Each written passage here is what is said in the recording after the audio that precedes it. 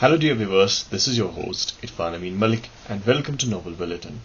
In today's video we are going to talk about Roshni Act.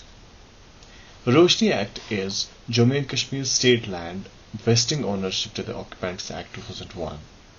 The law was supposed to grant ownership rights to the occupants of state land for a fee decided by the government. The law was enacted by the then Chief Minister Dr. Farooq Abdullah government in 2001.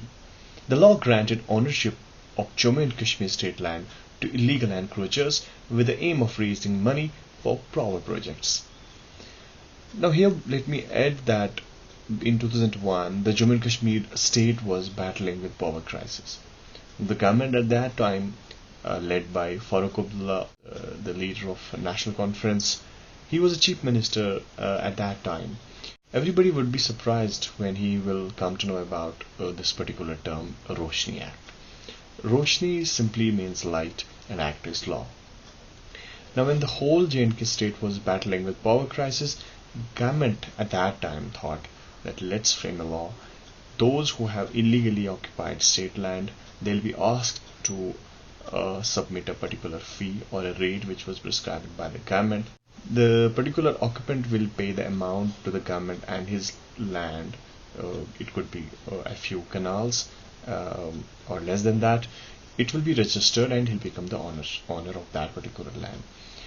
Now the whole process was marred by allegations of fraud and deceit. It was like there was quandary in this case, and everybody was like asking about the legitimacy behind the Roshni Act, the credibility of Roshni Act. Let me quickly add here that J&K was the first region in India to implement a land reform law in 1950. But a lot of land grab took place due to lax governance, with political elites encroaching on valuable land and the poor doing the same for inexpensive land. This has been happening in different parts of Kashmir Valley. One more important point let me just add here, that under the Roshni Act, massive buying and selling took place across the valley.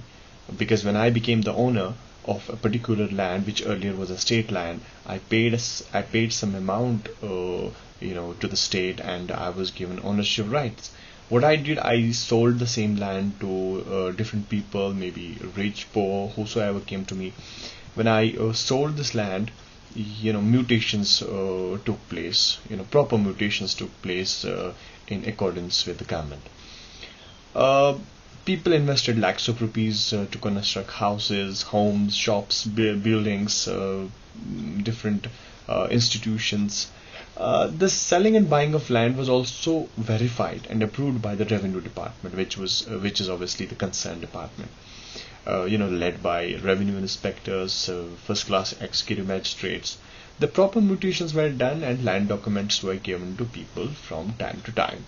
But then what happened? Years after, mutations took place, transactions under the law took place, but this whole process was plagued by allegations of corruption and were challenged in the court.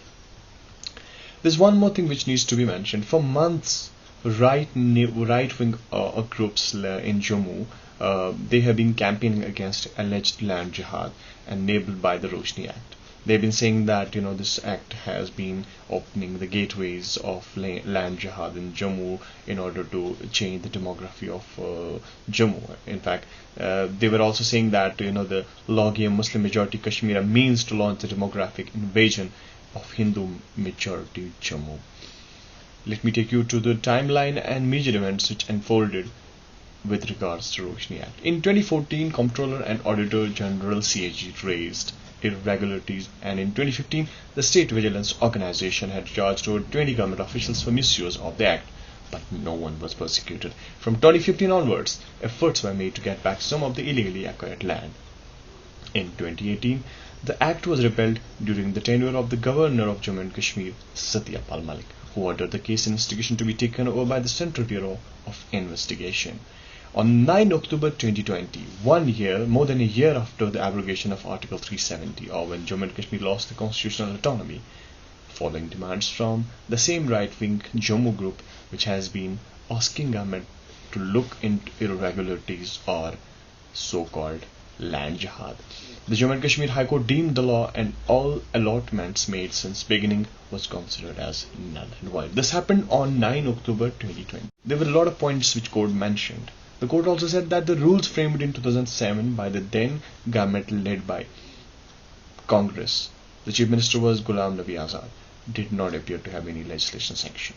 The state government that it will recover land distributed under the scheme in 6 months. All the identities of those who took advantage of the scheme will be made public within a month. On 22nd October 2020, the administration of Jammu and Kashmir Union Territory ordered a submission of comprehensive details of ministers, legislators, bureaucrats, police officers, government employees, businessmen, other influential persons and their relatives who have been given benefits.